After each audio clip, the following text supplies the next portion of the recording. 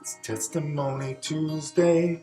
Hello, Penticton Vineyard. Mike, Conrad is here, and we have a Testimony Tuesday. This is exciting. God's doing so many cool things in the midst of our times and challenges in our community, and Conrad is here to share. And so, let's hear what God's been doing in your life and your families. What's been going on? So as I've shared before with the church, I've been working for a computer company, fixing computers and printers all over the province. And at the beginning of all the fun times, Jacqueline had a bit of a sore throat and a cold. Okay. So because I go into hospitals and prisons and courthouses and a lot of government sites, we decided that we would self-quarantine for 14 days just to be safe. We didn't want to spread it all over the province, even though that's not what the case was. She just had a cold. She had a cold, and you got to know your kids really well. I got to know my kids really well for 14 weeks, and my community very well because I had friends and people bring us food and that sort of stuff. It's a great community. At the end of the 14 weeks, I just didn't... 14 days. 14 days, not 14 weeks. If it was 14 weeks, that's a different Testimony Tuesday. 14 days, I like 14 days.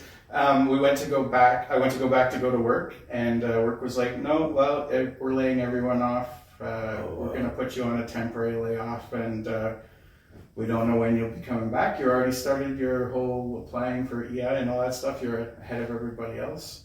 Wow. So then I went into laid off. It was temporary, so they said they'd probably bring me back after, I think they could legally hold me for 4 months. So I was off from March until around middle of April. I kind of was like, oh, this isn't fun. Yeah. I don't know how I'm going to provide for my family. At the time, we had found out that we were pregnant with number 4.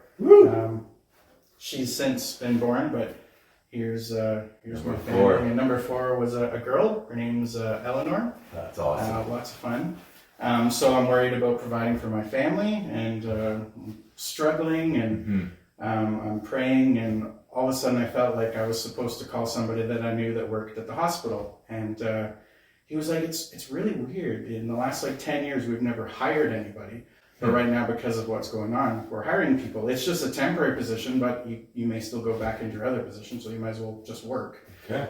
So I started working in the hospitals, just in the hospitals before I was working all over the place. This was specifically in the hospitals in May, and they told me that it would just be until about the end of July. Okay. And a new company was taking over, so they had to close off a bunch of work that needed to be completed before this new company came in. And there was the chance that I could go work for this other company. Okay. And they ended up hiring me in July in a temporary type of position. Okay.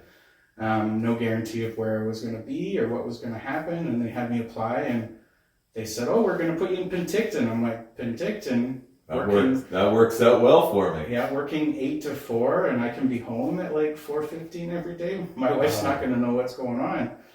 And then around November, the union made us all reshuffle, and there was no guarantee of where you were going to go. You had to just apply blindly, and interesting. I had to pick 3 places where I wanted to go, so I could go for Penticton, Oliver, and then I chose Cologne as my third option. And then around January, because they were hiring 200 positions, so it was a lot of people they were hiring and shuffling people around.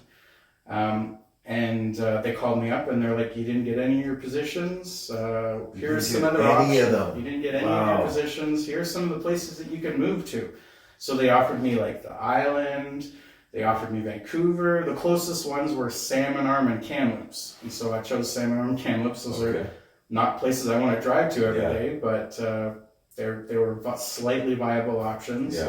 I totally felt like I was still supposed to be here, but that's why I was considering commuting. But after praying, we're like, that's not a really good option. We were thinking I'd live in Kamloops or Salmon Arm during the weekend and drive home on the weekends and then still have family here, but that was going to be too rough.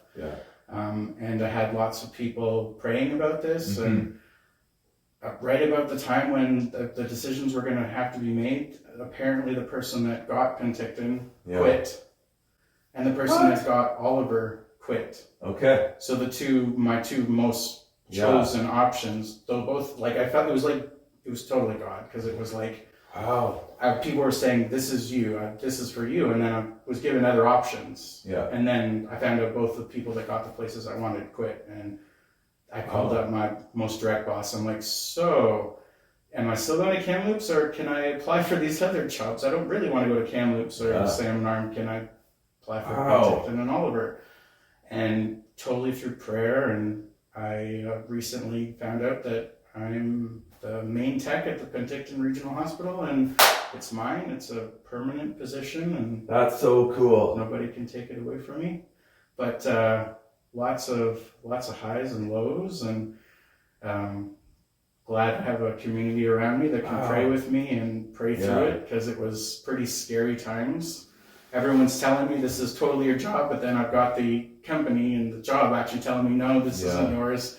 But God totally came through and got me exactly. And step back about 10 years, when I first moved out here and I was working for this other company, I was working with the guy that was the technician at the Penticton Hospital. And in my heart, I felt, this is my dream job. One day I would like to have this job.